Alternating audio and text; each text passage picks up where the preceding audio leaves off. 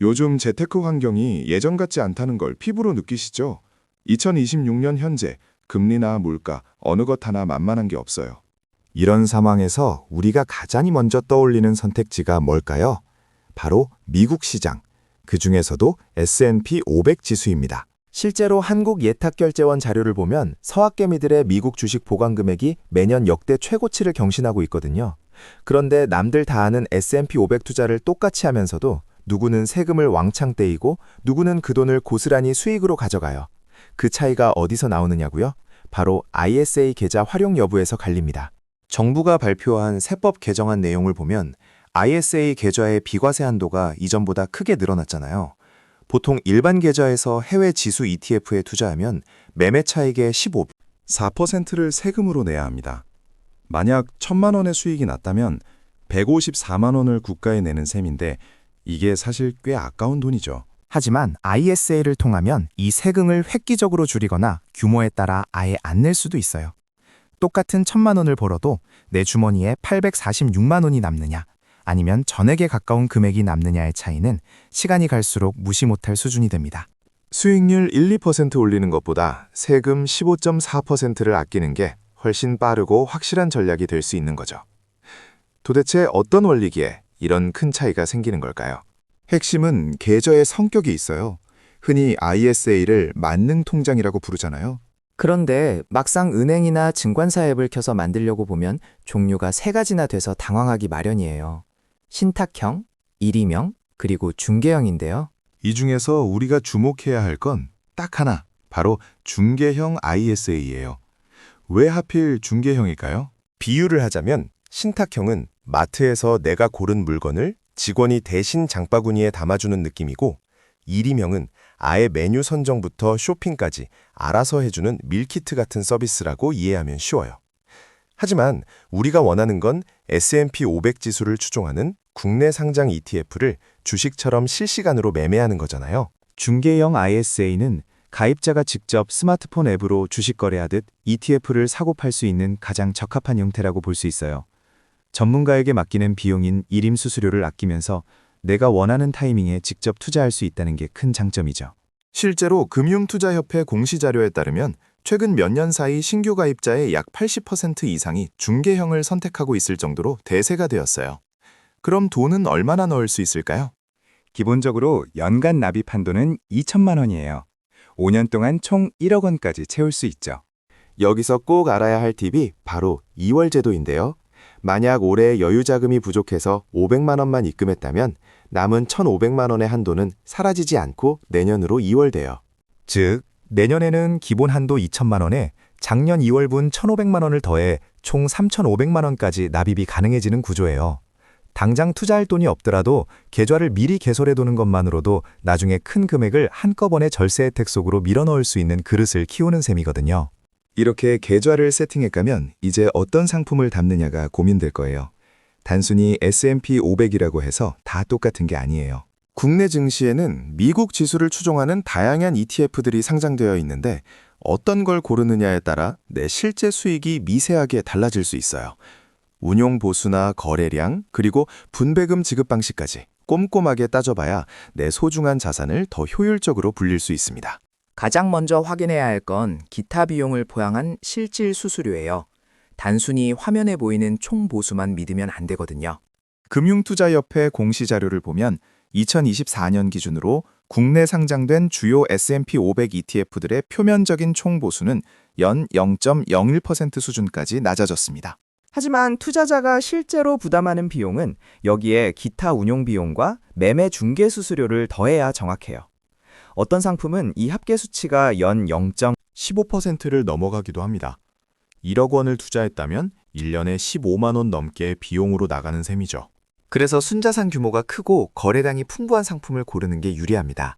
미래에셋의 타이거 미국 S&P 500이나 삼성자산운용의 케이도덱스 미국 S&P 500 같은 대형 상품들은 사고 팔 때 발생하는 호가 차이 비용이 적어서 실질 수익률을 방어하기에 좋아요. 상품명 뒤에 알파벳 H가 붙어 있는지도 꼼꼼히 체크해봐야 해요. 이게 있고 없고에 따라 내 수익률이 달러 환율에 영향을 받느냐 아니냐가 결정되는데요. 하가 붙은 환해지형은 환율이 오르든 내리든 상관없이 오직 S&P 500 지수의 변동에만 집중하겠다는 의미입니다.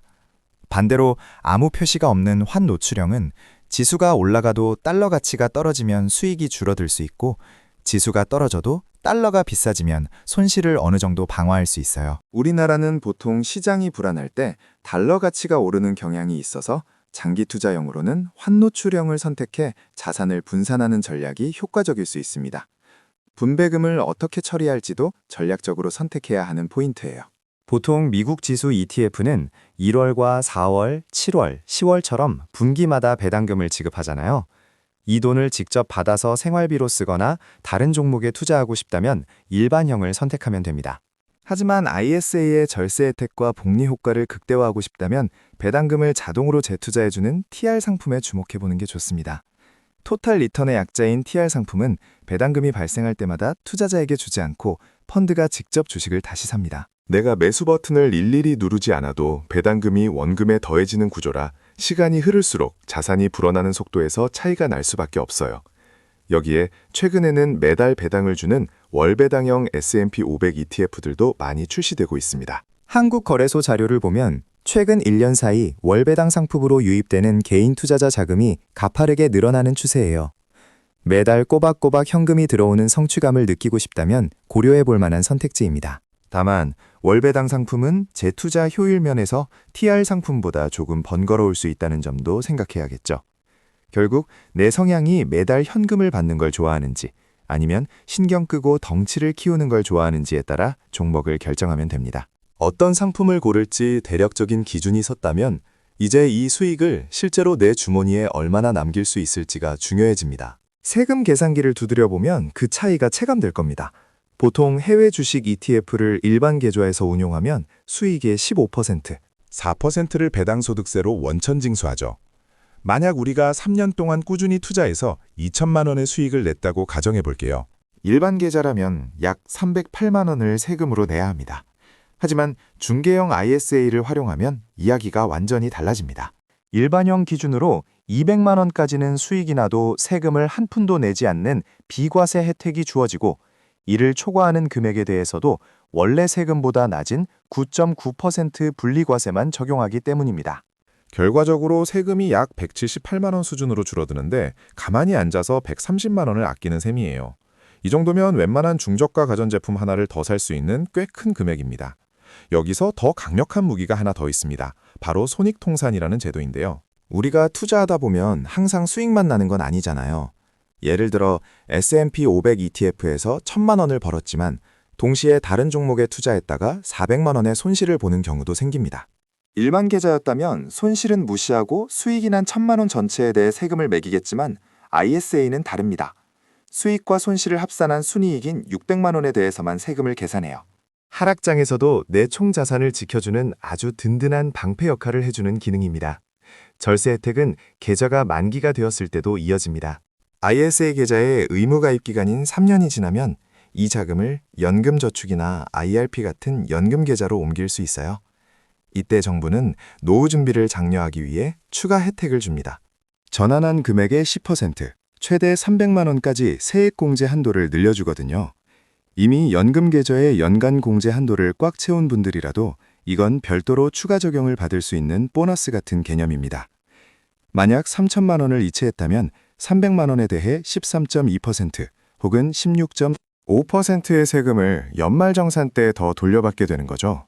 실제로 금융투자협회의 통계 자료를 보면 2024년 상반기 기준으로 ISA 가입 금액이 20조 원을 넘어섰을 만큼 열풍이 대단합니다. 이렇게 많은 사람이 몰리는 이유는 단순히 세금을 아껴주는 수준을 넘어서서 세금으로 나갈 돈이 내 계좌에 남아 재투자되는 복리 효과를 극대화하기 때문입니다. 과세 시점을 뒤로 미루는 과세 이연 효과 덕분에 내 투자 원금이 더 큰 상태로 굴러가게 되니까요. 결국 시간이 흐를수록 일반 계좌와의 자산 격차는 벌어질 수밖에 없습니다. 그럼 이렇게 강력한 절세 도구를 갖췄으니 이제 우리가 실제로 어떤 순서로 움직여야 할지 행동으로 옮길 차례입니다. 가장 먼저 해야 할 일은 아주 단순합니다.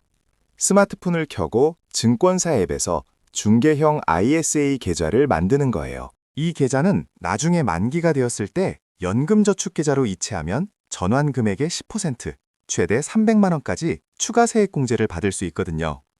이런 혜택은 일반 주식 계좌에서는 누릴 수 없는 큰 장점이죠.